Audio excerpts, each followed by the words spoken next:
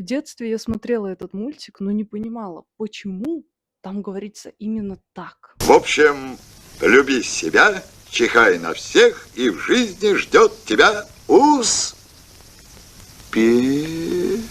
Ведь в детстве нам всегда говорили, что сначала помоги ближнему, потом думай о себе. Но, блин, в мультике это заложено совершенно другое. И сейчас я прихожу к тому, что вот она истина. Вот к этому действительно нужно стремиться. А вы как считаете?